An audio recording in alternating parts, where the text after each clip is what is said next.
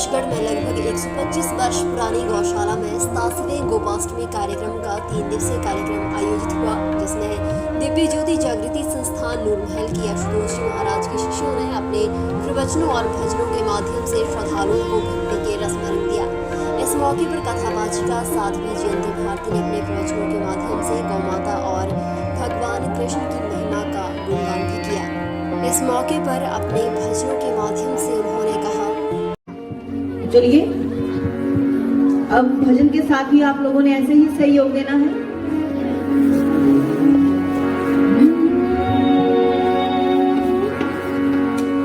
हरि भक्ति से सुख मिलते हैं, ये दुख खिलते हैं, ये सब मिल बोलो रे। हरि बोलो रे, बोलो रे, बोलो रे, हरि हरि बोलो रे।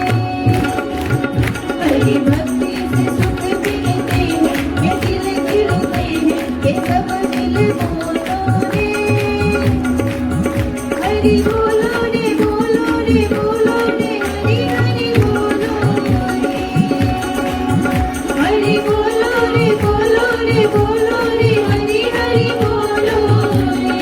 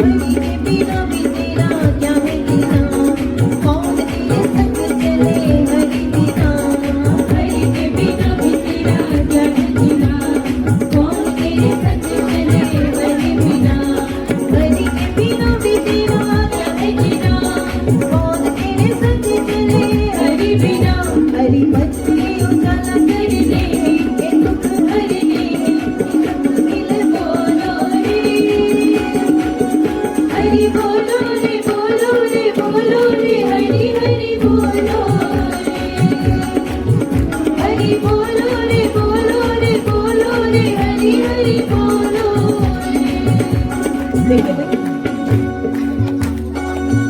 भजन खत्म होने को है और हमने कहा हरि बोलो रे बोलो रे बोलो रे, हरि हरि बोलो रे, लेकिन बहुत कम भक्तजन है जो बोल रहे हैं। भाई क्या बात है, श्री हरि से कोई नाराजगी है आपकी? कल भी आपको बताया था कि श्री हरि क्या करते हैं, हमारे हाथों की रेखाओं को सीधा कर देते हैं। और कल आपको हमने वार्म अप भी किया था। चलिए आज फिर से आपकी, मुझे लगता है आप भूल जाते हैं, फिर से आपकी रिहर्सल करवाते हैं। हाथ ऊपर होंगे। माताओं बहनों की गिनती बहुत अधिक है, इसलिए भाइयों को भी इनके साथ ही चलेंगे आप लेकर। सभी के हाथ ऊपर होंगे। और कैसे? हरि बोल हरि बोल हरि बोल हरि हरि बोल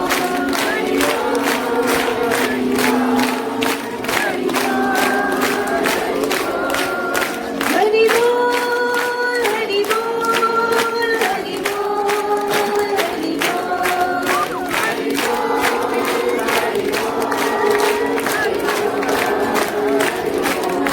देखिए एक बात कहना चाहती हूँ, और बात यह है कि मैं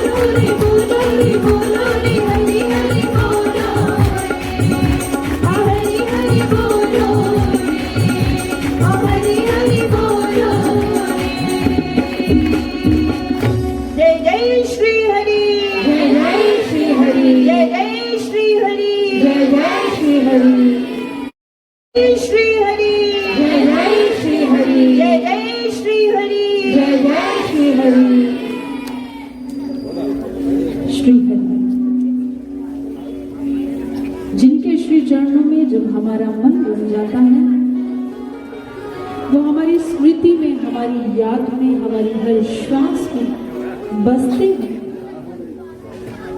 तभी हमारा जीवन उद्धार की ओर बढ़ता है, मोक्ष की ओर बढ़ता है। इसलिए किसी ने कहा, कहते याद है तो आबाद है, भूला है तो बर्बाद है। अगर आपके जहन में ईश्वर की याद है तो आपका जीवन आबाद है, किंतु अगर आपके जीवन में हरि की स्मृति नहीं है, याद नहीं है, आपके अंतःकरण में निरंतर संसार की चिंताओं का, संसार की कार्य व्यवहार का चिंतन चलता रहता है, तो याद नहीं है, अर्थात जीवन बर्बाद है।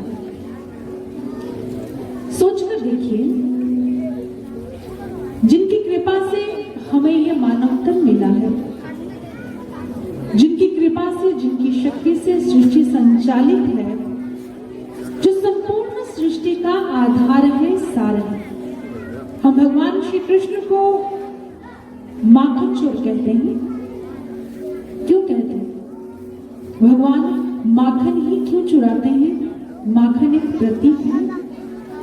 कहते जिस तरह दूध का सार क्या होता है, हमारी माताएं बहनें विभिन्न प्रकार से जानती होंगी, जब दूध को जामन लगाया जाता है तो वो दही बन जाता है। उस दही को मथने के पश्चात उसमें से माखन को अलग कर दिया जाता है और बाकी बचता है, क्या बचता है?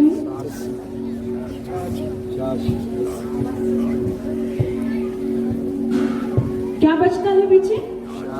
छाछ बचती है। भगवान श्री कृष्ण हमें कुछ समझाना चाहते हैं। माखन क्या है? सार है। जब माखन को अलग कर लिया तो पीछे बच गई तो छाछ है, तो छाछ है। छाछ मूल्यवान होती है कि माखन? ज्यादा मूल्यवान क्या है? माखन। इसलिए भगवान श्री कृष्ण माखन चुराते हैं और हमें समझाते हैं। जैसे दूध का सार माखन है ना, ऐसे संपूर्ण संसार का जो सार तत्व है वो है ईश्वर। अगर मोटी मोटा हिसाब लगाएं, मोटी सी बात समझें, तो हमें क्या पाना है? हम क्यों इस संसार में आए हैं? उस सार को प्राप्त करने के लिए, उससे मिलने के लिए, उस ईश्वर की भक्ति करने के लिए। लेकिन हमारी हालत क्या है? जरा हम अपने आप पर दृष्टिपात करें। भक्तों ने ऐसे नहीं गुनगुनाया, कहते माखन माखन संतन खायो, छाछ जगत बरताना। छाछ क्या है? ये माया। ये जितनी माया में हम दिन रात लिप्त रहते हैं, ये छाछ ही तो है। जितनी मर्जी इसमें डुबकियां लगा लो, ना कुछ डालने के लिए ना कुछ निकालने के लिए। अंततः आप यही सोचते हैं, भाई इतने वर्ष बीत गए, हिसाब किताब लगाकर देखो, ना कुछ क्या किया, ना कुछ पाया। अंततः जो पाया सब यही का यही रह जाता है, हमें अकेले जाना पड़ता है। लेकिन माखन माखन संतन खाए। जो ब्रह्म ज्ञानी संत होते हैं वो छाछ माया में लिप्त नहीं होते, वो सीधा सार तत्व की ओर बढ़ते हैं। लेकिन हमारा जीवन संसार की माया में लिप्त होकर व्यतीत हो जाता है। और जब भक्त गण, जब मनुष्य अपने जीवन में अपने सार से विलग होता है, तो उसके जीवन की दशा कैसी होती है? आप तो आम का फल खाते हैं, बड़ा मीठा होता है। मान लीजिए आपके घर में आम का वृक्ष लगा हुआ है। आप कभी देखते हैं जो वृक्ष है वो धरती पर विशाल फैला होता है, हरी हरी पत्तियां, शाखाएं और फल लगे होते हैं। लेकिन उस वृक्ष का आधार क्या है? पेड़ का आधार क्या है? उसकी जड़ होती है। लेकिन जड़ कहाँ होती है? वो जमीन के भीतर होती है। वो नजर नहीं आती। नजर क्या आता है? शाखाएं, पत्ते, फल, ये सब नजर आता है। अगर एक व्यक्ति यह सोचने लग जाए कि भाई जड़ तो नजर नहीं आती, अब इसका कोई लाभ भी नहीं है, इसने तो व्यर्थ में धरती के नीचे जगह घेर रखी है, क्यों ना इसे काट दूं। अगर वो वृक्ष की जड़ को काट देता है तो क्या होता है? क्या उस पर फल लगेंगे? उसकी छाया मिलेगी हमें? कदापि नहीं। वो वृक्ष गिर जाएगा, ना फल मिलेंगे ना छाया मिलेगी। ठीक ऐसे ही अगर इंसान यह सोचने लग जाए कि भाई ईश्वर कहाँ है? ईश्वर नजर तो आ नहीं रहा, उसकी एग्जिस्टेंस हमें अनुभव तो हो नहीं रही, इसलिए छोड़ो। इस हिस्से को अपने जीवन से निकालते हैं और आंख खोलने से लेकर आंख बंद करने तक आप सारा जीवन संसार को दे देते हैं। तो आप भी तो वही कर रहे हैं। आप अपने जीवन से स्वयं ईश्वर को काट कर अलग कर रहे हैं। और जब आप ईश्वर को अलग कर देते हैं तो सोचिए आपके जीवन में सुख की छाया और आनंद के फल कहां से आएंगे? जीवन बर्बाद ही तो होगा। और आज यही हो रहा है समाज में। जिस ओर आप दृष्टिपात करते हैं, जब जब मनुष्य ईश्वरीय सत्ता से दूर जाता है, जब जब मनुष्य सत्य से दूर जाता है, केवल मात्र माया में दिन रात दौड़ता है, तो उसके जीवन की स्थिति कैसी हो जाती है? कहते जैसे दिए के प्रकाश के बिना घर में अंधकार होता है, ऐसे जीवन अंधकारमय हो जाया करता है। और सृष्टि पर जब जब ऐसा वातावरण बनता है, जब मनुष्य हृदय से ज्ञान लुप्त होने लगता है, वो धर्म के मार्ग पर नहीं चलता, धर्म पर आचरण नहीं करता, उस समय भगवान को इस धराधाम पर अवतरित होना पड़ता है। भगवान के अवतरण का एक उद्देश्य अगर भक्तों का उद्धार है, उन्हें भव से पार करना, तो दूसरी ओर दुष्टों का, अधर्म का संहार करना है। इसीलिए भगवान श्री कृष्ण अर्जुन से कहते हैं, यदा यदा हि धर्मस्य ग्लानिर् भवति भारत अभ्युत्थानम् अधर्मस्य तदात्मानं सृजाम्यहम् परित्राणाय साधूनां विनाशाय च दुष्कृतां धर्म संस्थापनार्थाय संभवामि युगे युगे संभवामि युगे युगे।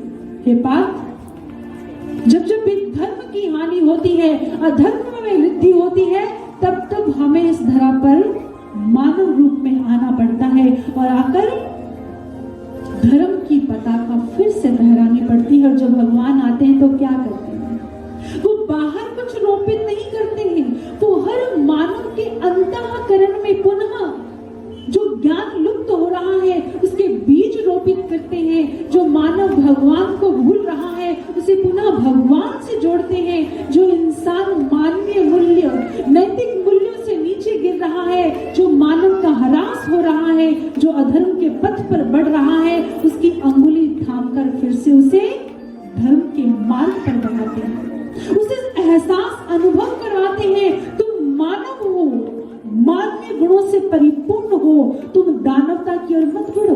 हम अक्सर आप कहते हैं प्रभु दानवों का संहार करते हैं, दुष्टों का संहार करते हैं। दानव क्या है? राक्षस क्या है? एक प्रवृत्ति है। ऐसा नहीं कि राक्षस दानव जिसे कह दिया जाता है उसके सींग बड़े बड़े दांत या हाथों के नाखून बड़े होते हैं। कहते ये इंसान के भीतर की प्रवृत्ति होती है। दुष्ट प्रवृत्तियां जब बढ़ने लग जाएं, जब इंसान के भीतर में उसके मानवीय गुण लुप्त होने लग जाएं, जब दया, करुणा, स्नेह, प्रेम, मानवीय गुण, क्षमा की भावना, त्याग, बलिदान सब समाप्त हो जाता है, जब मनुष्य केवल और केवल स्वार्थ अपने लिए सोचता है, इसके लिए चाहे किसी का गला क्यों ना काटना पड़े, किसी के खून पसीने की कमाई क्यों ना छीननी पड़े, कितना भी अधर्म के पथ पर बढ़कर पथभ्रष्ट क्यों ना होना पड़े, जब मानव अंतःकरण से ऐसे गिरने लग जाता है, जब निम्न वृत्तियों की ओर गिरने लग जाता है, तो वो देखने में मानव रह जाता है, लेकिन वो चलता फिरता दानव ही हुआ करता है। और आज अगर समाज में दृष्टिपात करें तो ब्रह्म ज्ञान के अभाव में, मैं एक शब्द का प्रयोग कर रही हूँ, ब्रह्म ज्ञान। ब्रह्म क्या है? हम सभी जानते हैं ईश्वर, और ज्ञान का अर्थ होता है जान लेना, उसे देख लेना।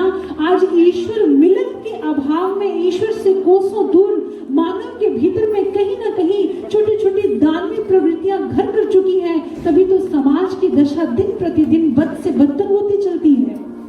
समाज में जब हम दृष्टिपात करते हैं, लोग कहते हैं पुराने समय ऐसे हुआ करते थे, आजकल तो ये सब कुछ हो रहा है। कारण क्योंकि कहीं ना कहीं वो प्रकाश लुप्त हो गया, ज्ञान लुप्त हो रहा है, और भगवान पुनः आकर उसी ज्ञान को रोपित करते हैं, जिसके लिए भगवान श्री कृष्ण कहते हैं इमं विवस्वते योगम प्रोक्तवहम अव्ययम्, कि हे पार्थ, मैं तुम्हें आज वही ज्ञान दे रहा हूं जो मनु के पास था, इक्ष्वाकु के पास था, जो सूर्य के पास था, जो ऋषि मुनियों के पास था।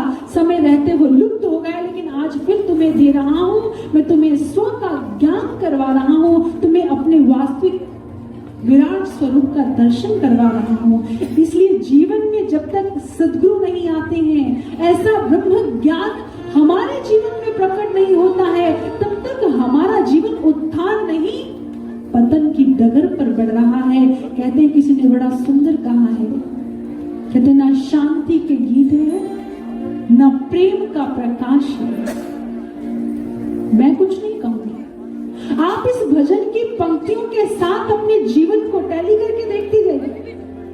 जब आप पंक्तियों के साथ अपना जीवन मिलाएंगे तो खुद ही सोच लीजिएगा कि आपके जीवन में क्या है और क्या नहीं है और क्या होना चाहिए। और ये भजन बड़ा सुंदर प्रेरणास्पद भजन है, इसे श्रवण करते हैं। न शांति के गीत है, न प्रेम का प्रकाश है, ब्रह्म ज्ञान के बिना विनाश ही विनाश है, विनाश ही विनाश है। आइए श्रवण करते हैं।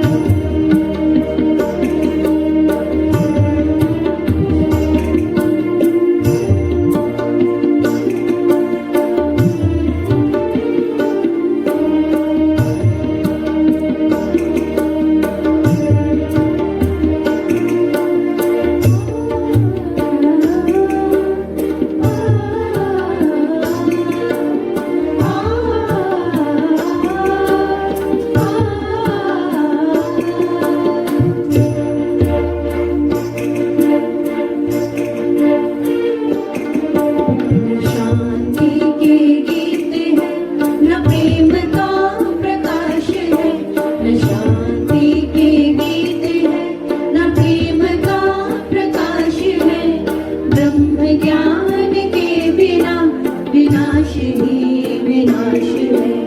ब्रह्म ज्ञान के बिना विनाशिनी विनाश है। न शांति के गीत है।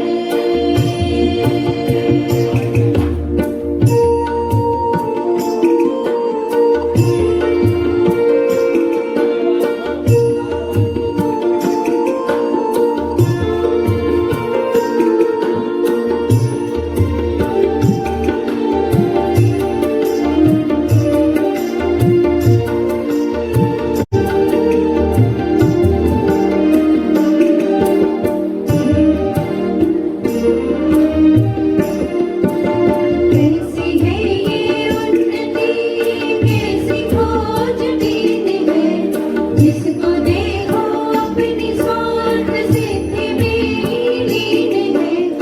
आज के समाज का या बस यही विकास है कि आदमी को आदमी के रक्त की ही प्यास है। अहिंसा दया क्षमा ये सब बिखर गए कहाँ।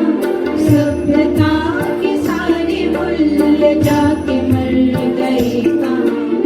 ऐसी नींद है ये सोचो, ऐसी नींद है ये सोचो। कैसा नाग पाश है। ब्रह्म ज्ञान के बिना विनाशिनी विनाश है। ब्रह्म ज्ञान के बिना विनाशिनी विनाश है। न शांति के गीत है।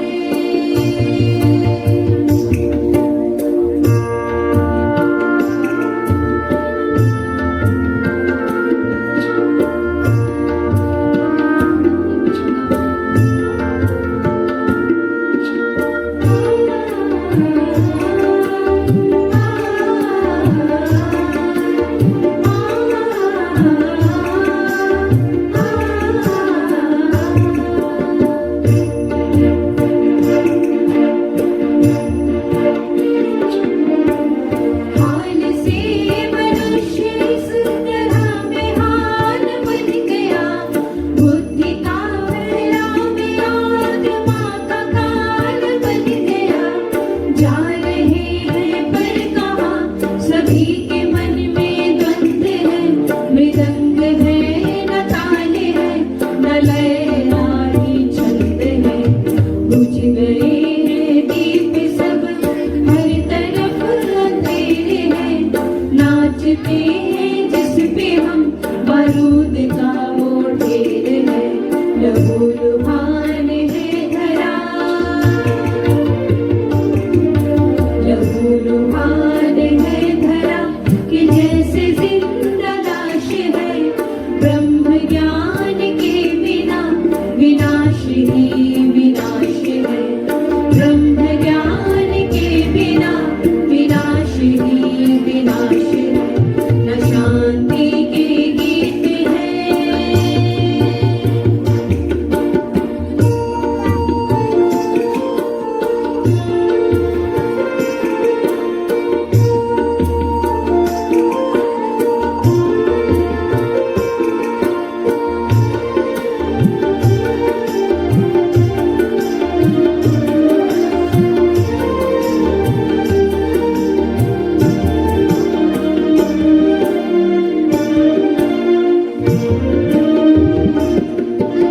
माना हमने छू लिया विज्ञान का परम शिखर, पर क्या जी सकेंगे अपनी आत्मा को बेच कर।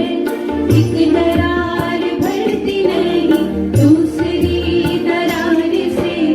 गीत प्यार का तो छेड़ना ही होगा प्यार से। आओ कुछ करेंगे व्यक्ति व्यक्ति को खुशी मिले।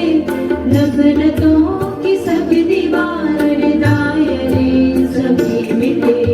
क्योंकि धरती अपनी है, क्योंकि धरती अपनी है और अपना ही आकाश है। ब्रह्म ज्ञान के बिना विनाशिनी विनाश है। ब्रह्म ज्ञान के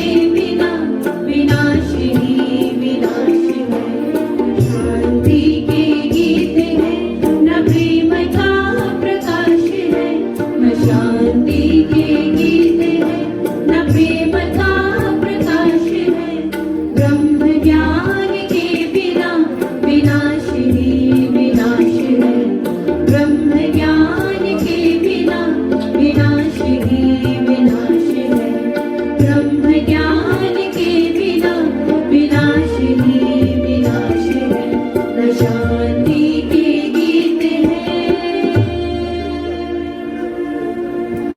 ऊना से न्यूज़ सुपर भारत के लिए राजन चापा की रिपोर्ट। आप बड़ी खबरों के लिए बने रहिए न्यूज़ सुपर भारत के साथ।